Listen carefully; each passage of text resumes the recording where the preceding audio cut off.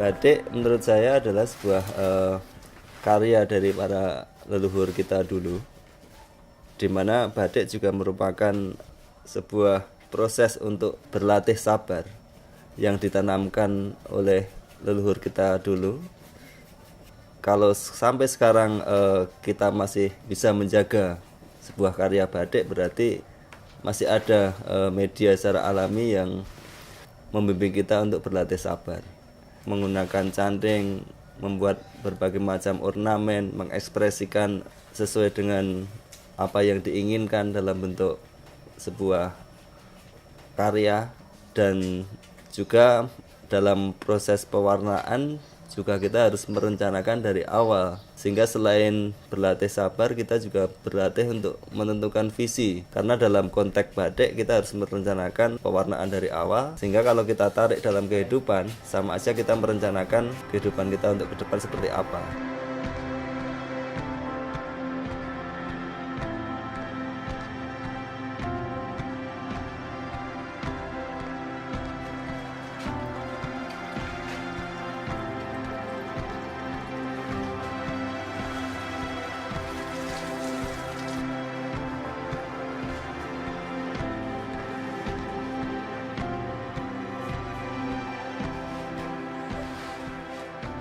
Batik Leksa Ganesha sebenarnya pertama kali kita merencanakan untuk membangun sebuah galeri ini sekitar tahun 2010.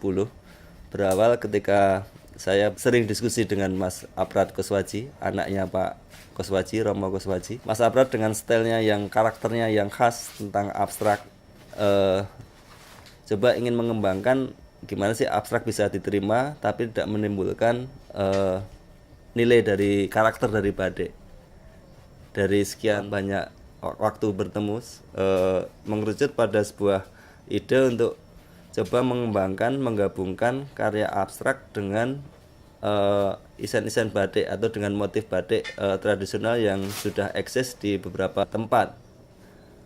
Sehingga saya coba untuk mencari di beberapa kampung, di beberapa pengrajin batik dengan motif-motif mereka yang khas dari beberapa kampung yang berbeda. Coba kita akan kombinasikan dengan abstrak, menciptakan batik yang modern tapi tidak meninggalkan karakter batik yang tradisional.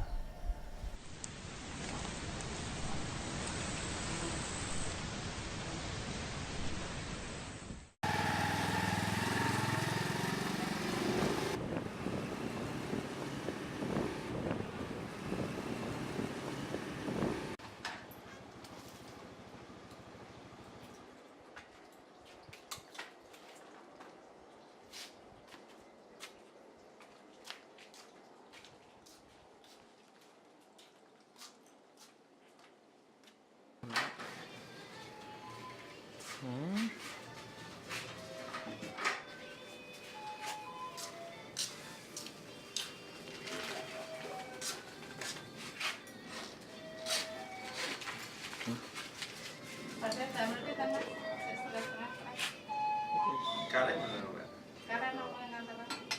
Karet topeng. Topeng nggih biar batak sing larang batak kae.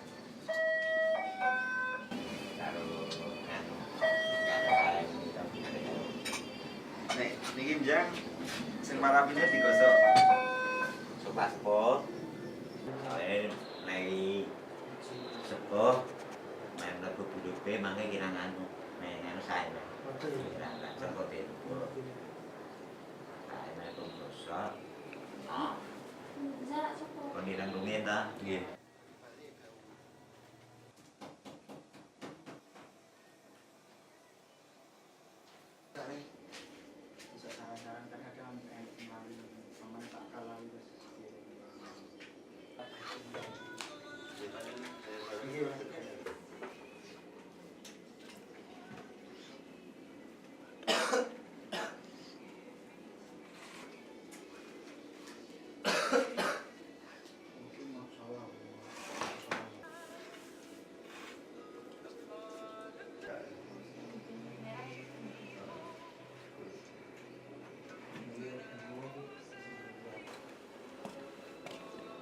Lewat mawon nggih.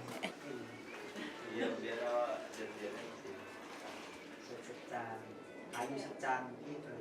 Saya dulu awal saya membatik itu dulu suwargi bapak saya Pak Kuswaji Kawendra Susanto nika itu dulu membatik awalnya.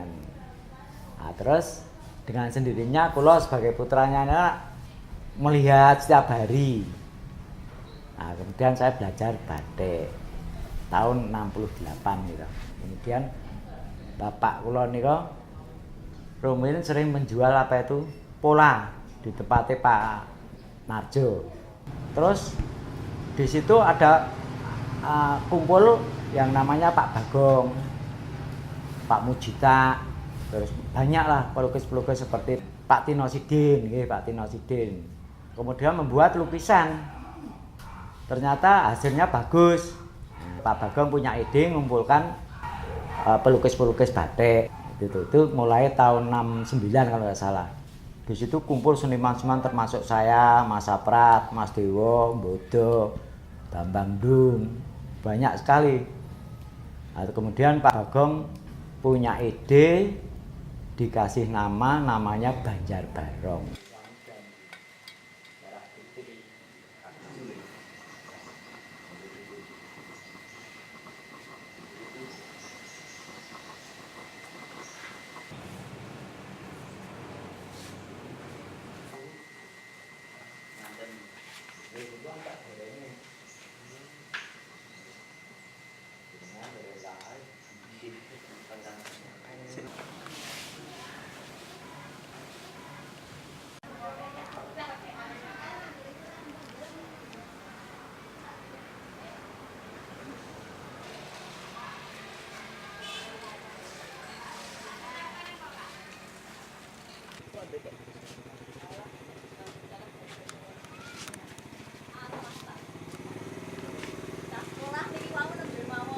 Oh nggih anu Mbak, mengko kula nggih ndelok kula sing nyobi kabeh nitik ngoten lho.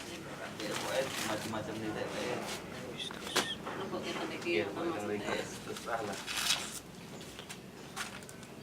Nah, kadang nanti kula ngundake full nitik. Luminasi gitu kadang iki.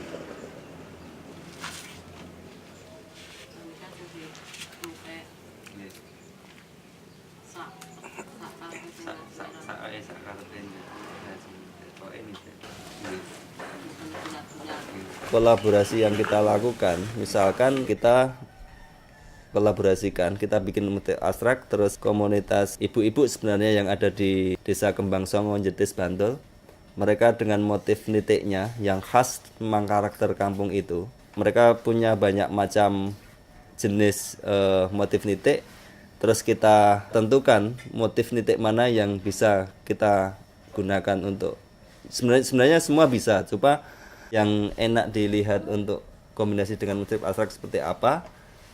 Awalnya kita coba beberapa kali, ternyata bisa semakin saling mendukung antara motif nitik dan goresan abstrak.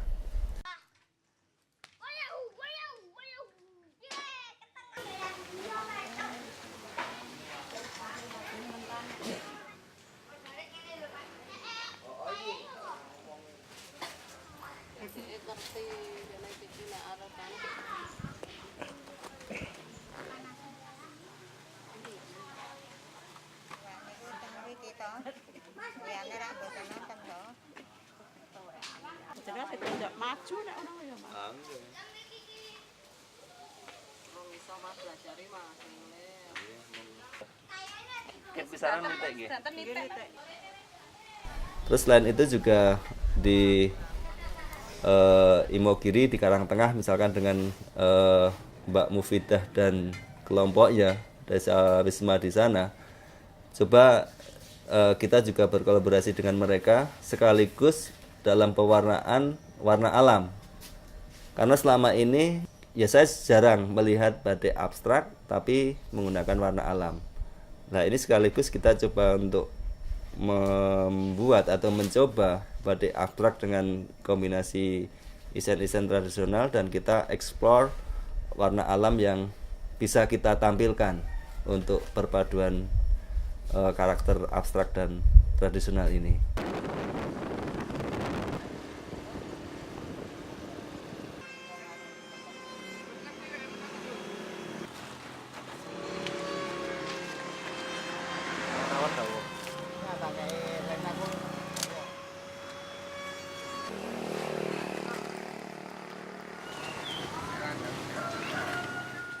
Kalau warna merah dari kayu mahoni, yang warna kuning kayu nangka, terus warna biru itu daun indigo. Prosesnya sebelum pewarnaan itu kita ngerebus bahan-bahan itu, direbus dahulu. Itu perebusannya 1 hari full baru bisa untuk warna.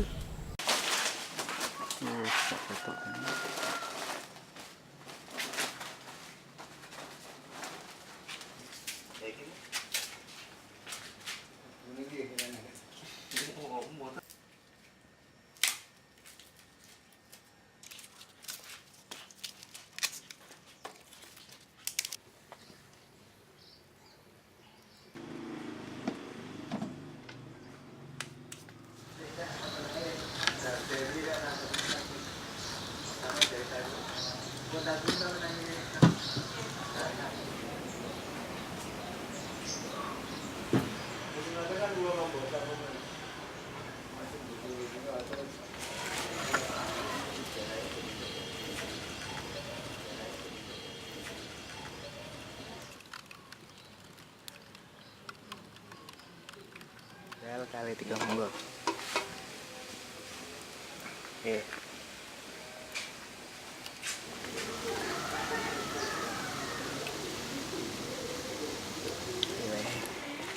Sup dulu.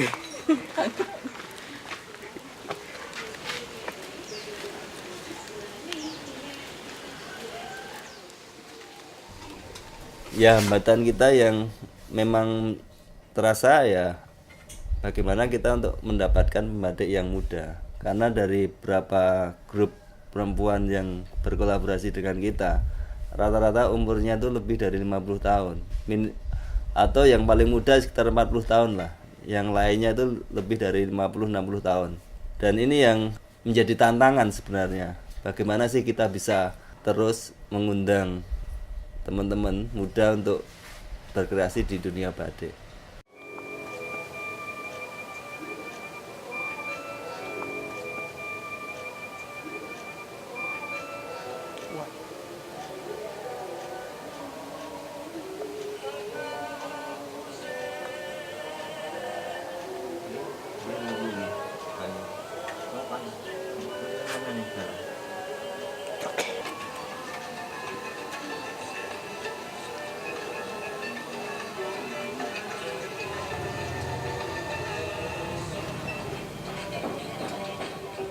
Ketika saya coba untuk menawarkan ke setiap orang kalau mau belajar batik bareng silahkan datang ke sini. Ternyata yang banyak belajar di sini malah mahasiswa asing gitu loh. Padahal sama-sama belajar di sini kita nggak mungut bayaran, baik orang lokal maupun orang asing. Ternyata yang datang malah banyak mahasiswa yang sekolah di sini, mahasiswa dari luar sekolah di Jogja, malah mereka yang banyak belajar di sini. Nah, ini juga sebenarnya ya bagus sih, batik bisa dipelajari oleh banyak orang secara internasional, tapi ya di lingkungan kita sendiri malah peminatnya untuk belajar batik malah berkurang. Ini juga menjadi sebuah tantangan ke depan.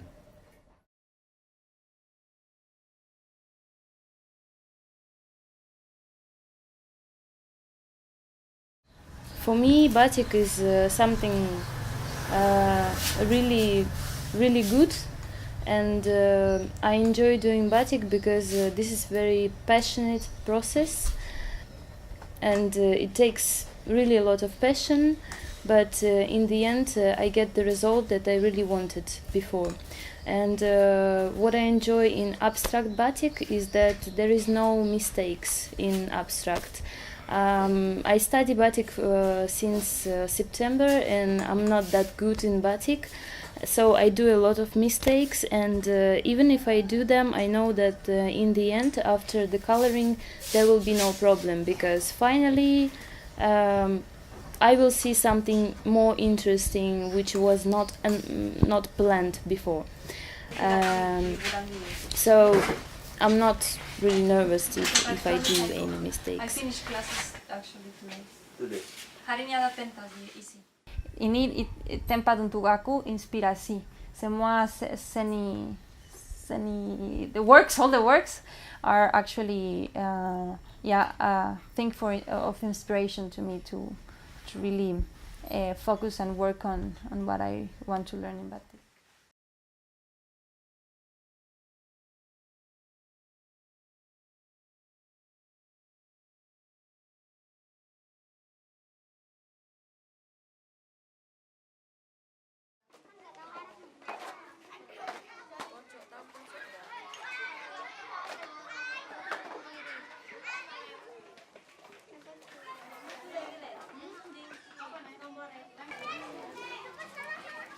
Di kurikulum pendidikan banyak sekolah dari mulai SD sampai SMA itu menerapkan kurikulum muatan lokalnya dengan pembuatan batik. Ya ini akan tentunya akan lebih baik. Bagaimana ini bisa di follow up lagi, bisa menjadi sebuah skill yang bisa nantinya untuk membuat orang survive.